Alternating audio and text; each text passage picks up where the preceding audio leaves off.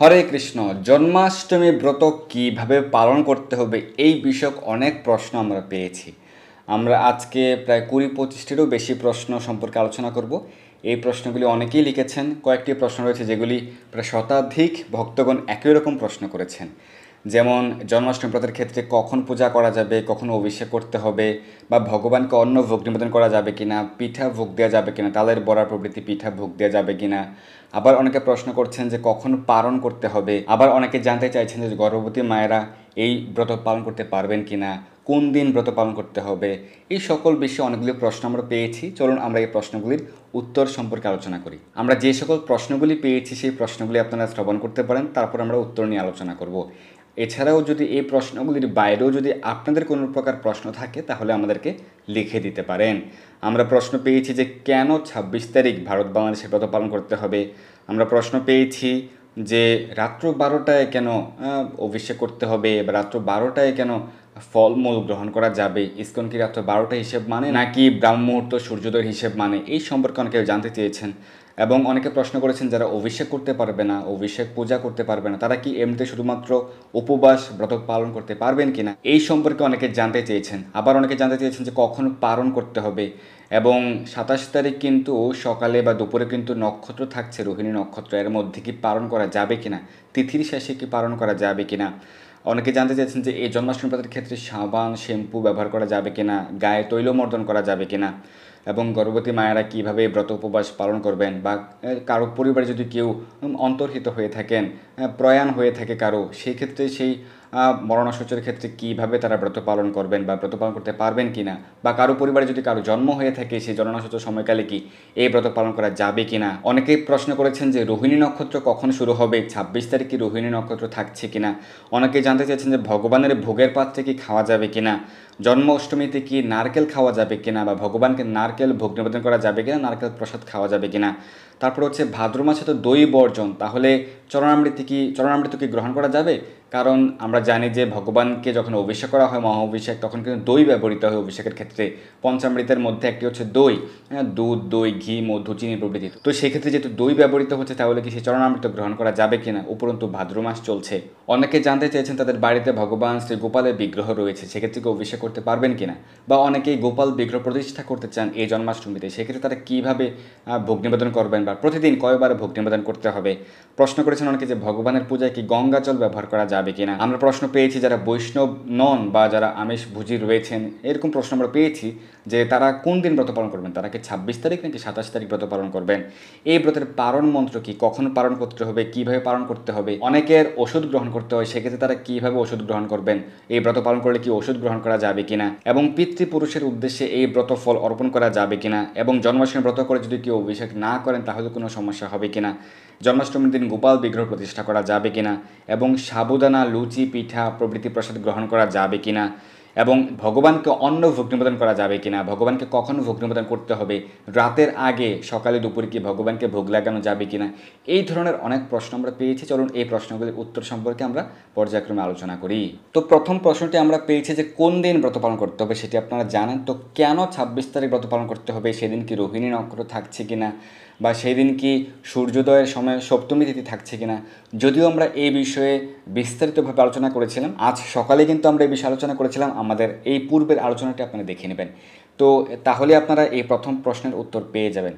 এই ২৬ তারিখ যারা ব্রত পালন করবেন, সেক্ষেত্রে কিন্তু বহু বছর পর একটি বিশেষ যুগ উপস্থিত হয়েছে, সেটি হচ্ছে মহাজয়ন্তী যুগ। এটি অত্যন্ত শুভ।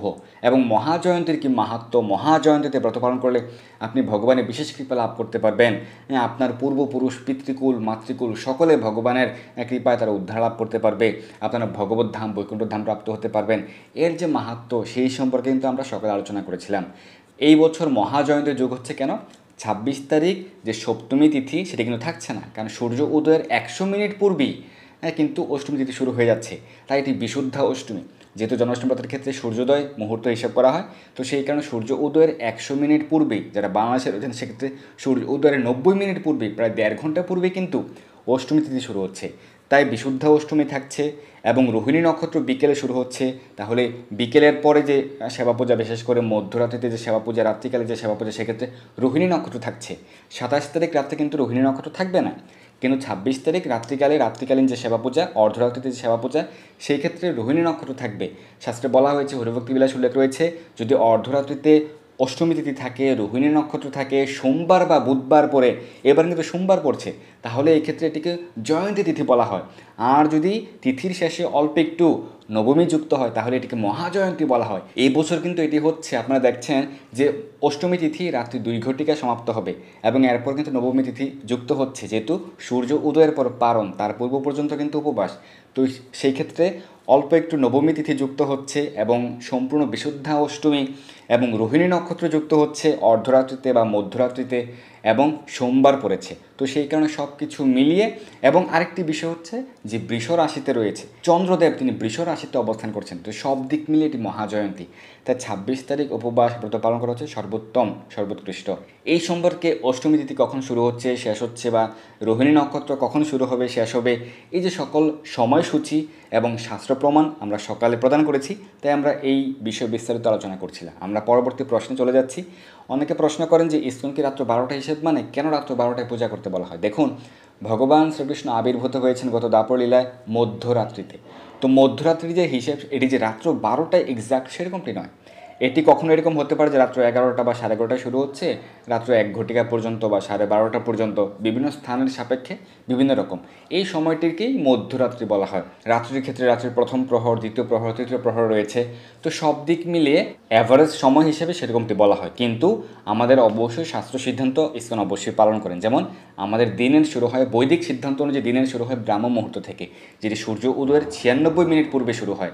সূর্য উদয়ের 1.5 ঘন্টা বা 1 ঘন্টা 36 মিনিট পূর্বে, 96 মিনিট পূর্ব থেকে শুরু হয় ব্রাহ্ম মুহূর্ত। সেই সময় থেকে কিন্তু ব্রতের শুরু, আমাদের দিবসের শুরু।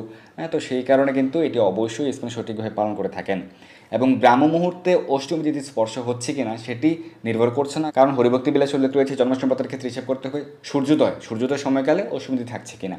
কিন্তু একাদশী ব্রতের ক্ষেত্রে অবশ্যই ব্রাহ্ম মুহূর্ত সময়কালকে অনেক বেশি গুরুত্ব প্রদান করা হয়েছে। এই সম্পর্কে শাস্ত্র প্রমাণও আমরা সকালে আলোচনা করেছি যে একাদশী ব্রতের ক্ষেত্রে দেখা হয় সূর্য উদয়ের 96 মিনিট পূর্ব পর্যন্ত একাদশী তিথি স্পর্শ হচ্ছে কিনা। আমরা প্রশ্ন পেয়েছি যারা অভিষেক করতে পারবেন না, অনেকে হোস্টেলে থাকছেন, ছাত্রাবাসে অবস্থান করছেন, বা অনেকে প্রবাসে থাকছেন, বা অনেকের চাকুরিজনিত কারণে বিশেষ অবস্থায় থাকতে হচ্ছে, বা অনেকে অসুস্থতা অবস্থায়, সেক্ষেত্রে অভিষেক করতে পারছে না। তো তারা অবশ্যই উপবাস ব্রত সকলেই পালন করতে পারবেন। সকলেই যে কোনো অবস্থায়, সর্ব অবস্থায় আপনারা উপবাস ব্রত পালন করতে পারবেন, জপমালা হরিনাম জপ করতে পারবেন, গীতা ভাগবত পাঠ করতে পারবেন, ভগবান লীলা মহিমা শ্রবণ করতে পারবেন, তাহলেই ভগবান আপনার প্রতি প্রসন্ন হবেন। আর যাদের পক্ষে জন্মাষ্টমী ব্রতের অভিষেকে যুক্ত হওয়া সম্ভব, আপনারা যুক্ত হতে পারেন। এদিন কি সাবান শ্যাম্পু ব্যবহার করা যাবে কিনা, গায়ে তৈলমর্দন করা যাবে কিনা, এই সম্পর্কে প্রশ্ন জিজ্ঞাসা করেছেন। তো গায়ে তৈলমর্দন বা সাবান প্রভৃতি ব্যবহার ব্রতদিনে বর্জনীয়, কারণ আপনারা জানেন সকলেই যে সাবান শ্যাম্পু তৈরির ক্ষেত্রে কিন্তু চর্বি ব্যবহৃত হয়। তো শুধুমাত্র বিশেষ ক্ষেত্রে, যেমন শৌচকাজের ক্ষেত্রে আপনি সাবান বা হ্যান্ড ওয়াশ ব্যবহার করতে পারেন, কিন্তু আপনার নিজের যে রূপচর্চা বা নিজের গায়ে তৈলমর্দন করার মাধ্যমে নিজের যে ইন্দ্রিয় তর্পণ, সেটি ব্রতদিনে বর্জন করলে ভগবান প্রসন্ন হন। এক্ষেত্রে আপনি সেই সময়টাতে আরও বেশি জব করতে পারবেন, ভগবানের সেবায় যুক্ত হতে পারবেন। গর্ভবতী মায়েরা কি উপবাস ব্রত পালন করতে পারবেন কিনা? হ্যাঁ, অবশ্যই পারবেন। এই ক্ষেত্রে আপনারা যদি সম্পূর্ণ নির্জলা করতে না পারেন, আপনারা ফল জল গ্রহণ করে উপবাস ব্রত পালন করতে পারবেন। এবং যারা জননাশৌচ বা মরণাশৌচ রয়েছেন, অর্থাৎ বাড়িতে কারো জন্ম হয়েছে বা বাড়িতে কারো প্রয়াণ হয়েছে, এই ক্ষেত্রে আপনারা এই ব্রত অবশ্যই পালন করতে পারবেন। এবং আপনারা জপমালা হরিনাম জপ করতে পারবেন, গীতা ভাগবত পাঠ করতে পারবেন। এই ক্ষেত্রে আপনারা স্নান করে বাড়িতে ভগবানের নিত্য সেবা পূজা করতে পারবেন। রোহিণী নক্ষত্র কয়টা থেকে শুরু হচ্ছে বা 26 তারিখ থাকছে কিনা, এই বিষয়ে অনেকে জানতে চেয়েছেন। হ্যাঁ, অবশ্যই 26 তারিখ রোহিণী নক্ষত্র থাকছে। 26 তারিখ বিকেল 3 ঘটিকায় শুরু হবে রোহিণী নক্ষত্র এবং 27 তারিখ বিকেল 3টা পর্যন্ত থাকবে। তো যারা 27 তারিখ রাতের বেলায় পূজা করতে চাচ্ছেন, 27 তারিখ ব্রত পালন করে, তারা কিন্তু রোহিণী নক্ষত্র পাবেন না। তো সেই কারণে 26 তারিখ অর্ধরাত্রিতে বা মধ্যরাত্রিতে কিন্তু থাকছে রোহিণী নক্ষত্র। তাই 26 তারিখ অনেক মন্দিরে সিদ্ধান্ত নিয়েছে, কিছু কিছু মন্দিরে, অল্প কয়েকটি মন্দিরে বিশেষ কারণে সিদ্ধান্ত নেওয়া হয়েছে তারা হয়তো সন্ধ্যার পরপরই তারা অভিষেক শুরু করবেন। সেটি করা যাবে, কারণ যেহেতু বিকেল 3 ঘটিকায় থেকেই রোহিণী নক্ষত্র শুরু হচ্ছে, অষ্টমী তিথি থাকছে এবং সোমবার পড়েছে, এবং বৃষ রাশিস্থ শশধর চন্দ্র বৃষ রাশিতে থাকছেন। তো সব দিক মিলে অভিষেক শুরু করা যাবে সন্ধ্যার পরেই। বাড়িতে আপনারা কেউ যদি সন্ধ্যার পরে অভিষেক করে এরপর আপনি ইস্কন মন্দিরে গিয়ে যুক্ত হতে পারেন, অথবা কেউ বাড়িতে চাইলে রাত্র 10 ঘটিকায় বা রাত্র 11 ঘটিকায় শুরু করতে পারেন 26 তারিখ। অভিষেক শুরু করতে পারেন, বিশেষভাবে পূজা অভিষেক শুরু করতে পারেন। এরকম নয় যে আপনাকে রাত্র 12 ঘটিকে শুরু করতে হবে, সেরকমটি নয়। আপনি রাত্র 11টায় শুরু করলেন, আপনি তো এরকম না যে আপনি অভিষেক 1 মিনিটে শেষ হয়ে যাবে, একটা সময় লাগে। তো সেই কারণে পুরো মধ্যরাত্রিব্যাপী কিন্তু আপনার এই অভিষেক সম্পন্ন হবে। জন্মাষ্টমী কি নারকেল গ্রহণ করা যাবে কিনা বা নারকেল ভগবানকে ভোগ নিবেদন করা যাবে কিনা, দেখুন ভগবানের যেহেতু ব্রত নেই বা ভগবান কোনো নিয়মের অধীন নন, তাই ভগবানকে আপনি নারকেল ভোগ নিবেদন করতে পারবেন, কোনো সমস্যা নেই। কিন্তু শাস্ত্রে বলা হয়েছে অষ্টমীতে নারকেল গ্রহণ করা যায় না, অষ্টমীতে নারকেল বর্জন করতে বলা হয়েছে। তো সেই কারণে নারকেল প্রসাদ আপনারা রেখে দিবেন পরদিন গ্রহণ করার জন্য, জন্মাষ্টমী ব্রতের পরদিন গ্রহণ করতে পারবেন। অনেকে প্রশ্ন করেন যে তাদের কালো শৌচ চলছে, 1 বছরব্যাপী কালো শৌচ, সেক্ষেত্রে তারা কি এই জন্মাষ্টমী ব্রত পালন করতে পারবেন কিনা, ভগবানের সেবা পূজা অভিষেক করতে পারবেন কিনা? হ্যাঁ, অবশ্যই পারবেন, কোনো বাধা নেই, শাস্ত্রে কোনো নিষেধ করা হয়নি।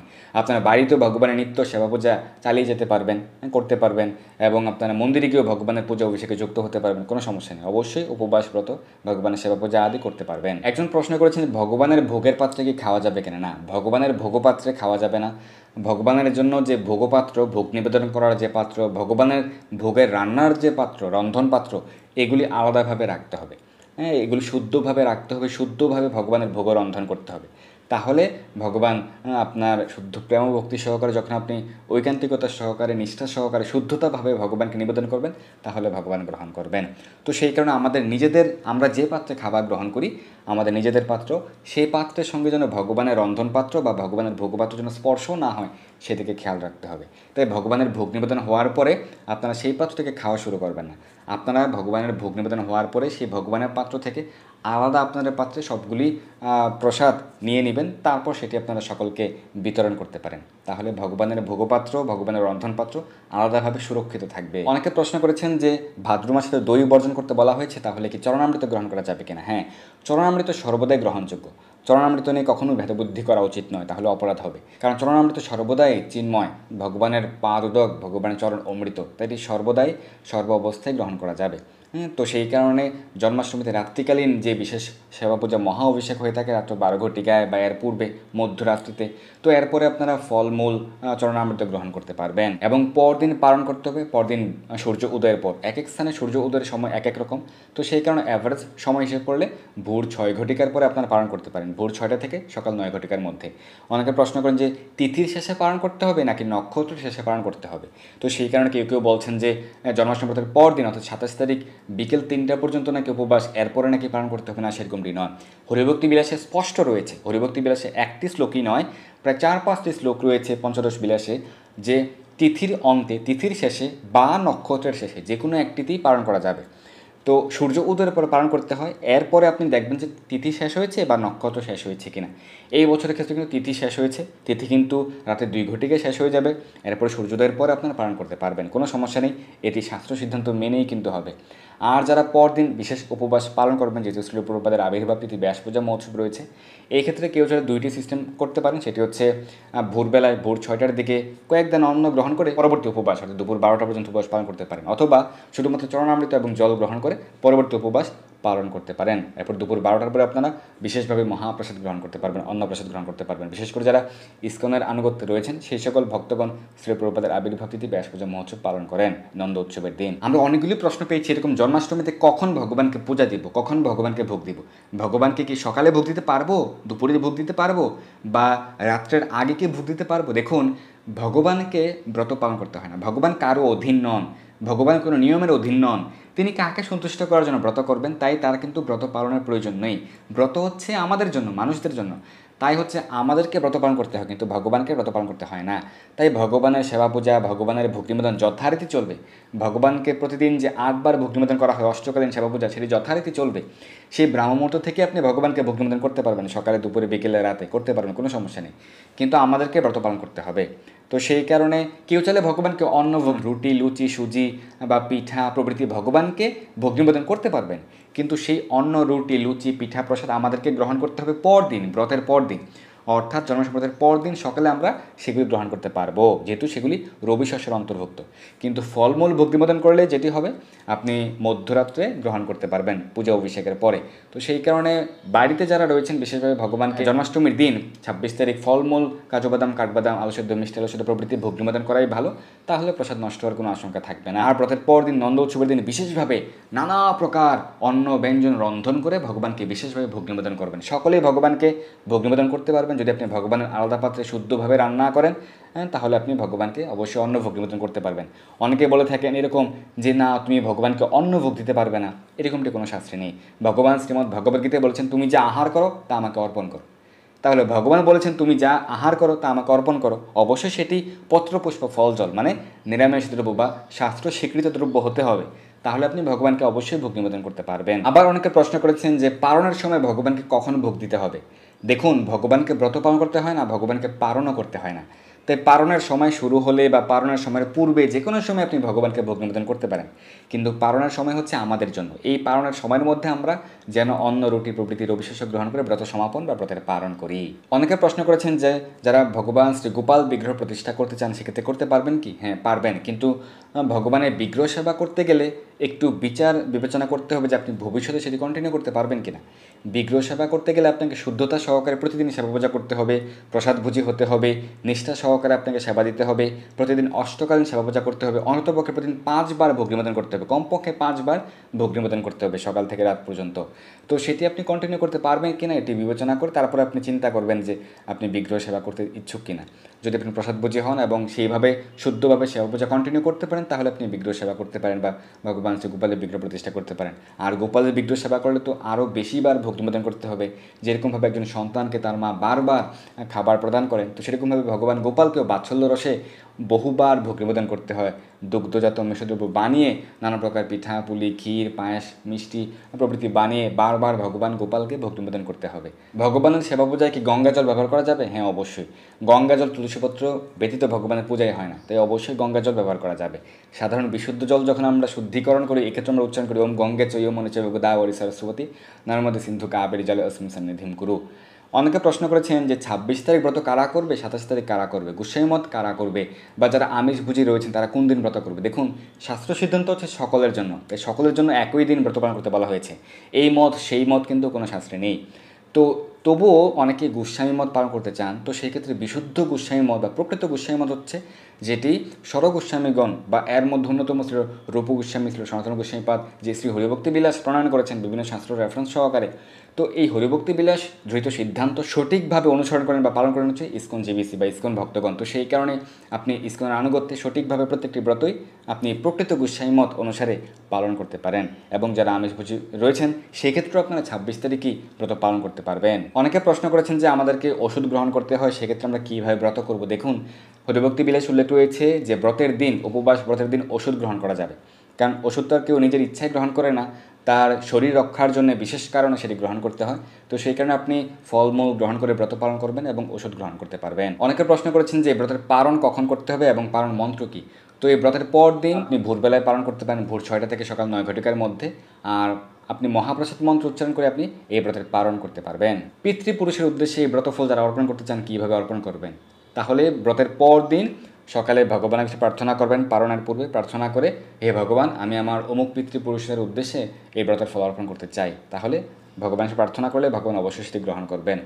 মন্ত্র উচ্চারণ করতে পারেন। সংক্ষিপ্ত একটি মন্ত্র রয়েছে, ইদম জন্মাষ্টমী ব্রতফলম সর্বেশাম অমুক গোত্রস্য, তারপর হচ্ছে আপনার সেই পিতৃপুরুষের নাম, তারপর অর্পণম অস্তু। তাহলে এই মন্ত্রের মাধ্যমে আপনি তার উদ্দেশ্যে অর্পণ করতে পারেন ব্রতের ফল। জন্মাষ্টমীর দিন ভগবানকে অন্ন, রুটি, লুচি, সাবু, পিঠা তালের বড়া প্রভৃতি ভোগ নিবেদন করা যাবে কিনা? হ্যাঁ, অবশ্যই ভগবানকে ভোগ নিবেদন করতে পারবেন, কিন্তু সেই তালের বড়া বা পিঠা প্রসাদ বা অন্ন, রুটি, লুচি প্রসাদ আমাদেরকে গ্রহণ করতে হবে এই জন্মাষ্টমী ব্রতের পর দিন। জন্মাষ্টমী ব্রতের পর দিন আপনারা সেই প্রসাদ গ্রহণ করতে পারবেন। তো এরকমভাবে আমরা অনেকগুলি প্রশ্ন পেয়েছি জন্মাষ্টমী ব্রত পালন বিষয়ক। আপনারা সঠিকভাবে জন্মাষ্টমী ব্রত পালন করুন, এই প্রচেষ্টাই আমরা করে যাচ্ছি।